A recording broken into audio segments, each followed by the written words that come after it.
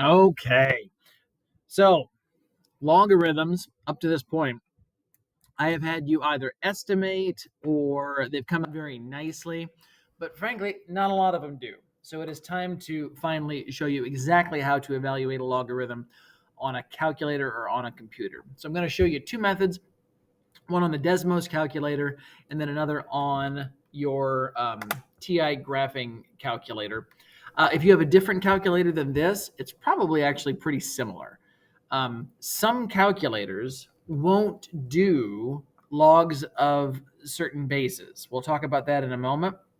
But even in those cases, there are ways around it. If your calculator is one of those and you'd like to know what to do, I'm happy to help you out. So here's what we got. We're just going to evaluate some logs. So here we go. Log base 8 of 125. So we're looking at what exponent do you put on 8 to get 125. You can, of course, do some guess and check, all that sort of stuff. Or you can actually just come here and type things in. So you got two choices when you want to do a log base 8 on Desmos. One, you can go into your calculator, into the functions, miscellaneous, and choose the logarithm with the base of a down there.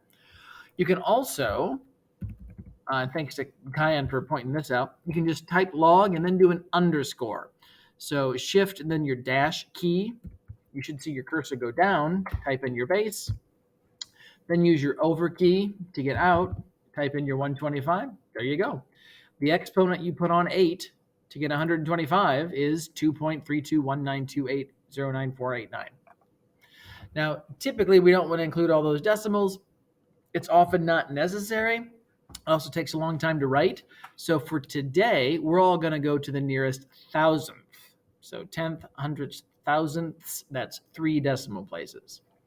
So as we look at it, that's 2.32. And if you round it to a third decimal place, that's going to be 322. All right, so wrong one. 2.322. Now, because it's not an exact equal, it's an approximation, I'm going to write it like this. And let's not forget what it is that we just found. We're saying that if you take 8 to the power of 2.322, you get a number that's right around 125. Only reason it's not exactly 125 is because we rounded our log. So there that is.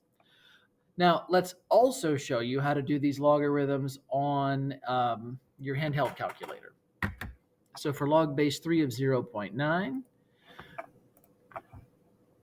here's where it is. You actually don't want to use this log button for this purpose. If you've got a base of 3, you need to go into your math menu. And then in this very first portion, you scroll down to the bottom. It's actually quicker if you go up, but you get down there. You're going to see log base. So you press enter, and now it gives you this. You can type in then what your base is and what number you want to find the logarithm for. So log base 3 of 0.9 is negative 0.959. So if we're rounding to 3 decimal places, that would be negative 0.096. And again, I should use an approximately symbol since we rounded. And tell you what, I'll put a 0 in front of the decimal too, just to show that it's there. 0.096. And again, please don't forget what it is that we're saying. We're saying if I take 3 to this power, I should end up getting 0.9. Now on the TI calculators, if you want to use this whole number, the unrounded number, but you don't want to have to type it all in, so 3 to the power of, you can use your answer, your ANS. See, it's right here. It's the second function of the negative key. When you put an ANS into your calculation, it's going to use whatever the answer was to the previous line in place of that ANS. So 3 to that power should give me 0.9, which it does. Okay, so how about this? Using either a handheld calculator or a Desmos, I'd like you to do these next two, and then I'll also do them. We can check in, make sure we're doing things right. I'm going to do this next one on the TI calculator, so log base 2.5 of 50. So I choose log base 2.5 of 50. Okay, so the exponent you put on 2.5 to get 50 is about 4.269.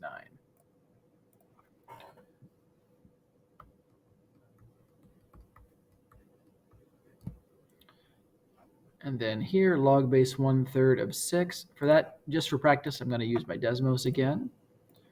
So log underscore base 1/3. Whoops. So if I want to do a fraction down there, I'm going to need to put it in parentheses. At least I think. Can I do that down there? No, it won't let me. Okay. So if I want to do a log base 1/3, typing it into Desmos may not actually work. Let's try that on the handheld calculator. See if we can do that here. So the log base 1/3. Okay, so we can do that here. It was log base 1/3 of 6 is about negative 1.638 if we round up 1. So negative 1.631, about negative 1.631. Now, I'm sure there is a way to do it on Desmos. I'll do a little bit more exploration, see if we can get that figured out. Now, for these next two, I need you to notice there's no base number written. And very often in mathematics, we said, well, if there's no exponent written, you assume it's a 1. If there's no number written in a root, like this, you assume it's a second root. Same thing happens here. When there's no number written, you assume that it is a particular number. The question is, what number are we supposed to assume it is? So now every calculator is going to have a button that just says log. It doesn't have a base on it. So if we press log of 100, it's going to give us the number 2. Not close to 2, exactly 2. So the question I then have for you is, okay, what's the base? What number raised to the second power gives us 100? If you haven't figured it out yet, we'll hit on that in a little bit.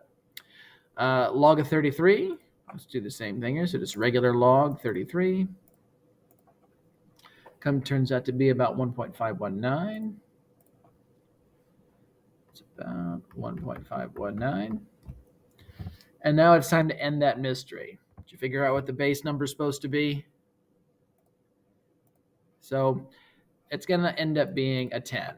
If you take 10 to the power of 1.519, it's going to give you a number very close to 33. So that button on your calculator, the log button, when there's no number written, the base you're using is a 10, little imaginary 10 down there. And it has a name. This is called the common log. And for years and years and years, before handheld calculators existed, you had to use a table like this. So be glad that you don't have to, and you can just use your calculators instead. Here's how it worked. If you wanted, for example, the log, the common log of 5.74, you'd have to find a physical book that had a table like this in it. You'd find the line here that says 5.7. You'd find the column heading that says 4, and there is the logarithm that you'd end up with. So your calculator is going to give you that number. This is how you used to have to do it. So appreciate what you have, you young people.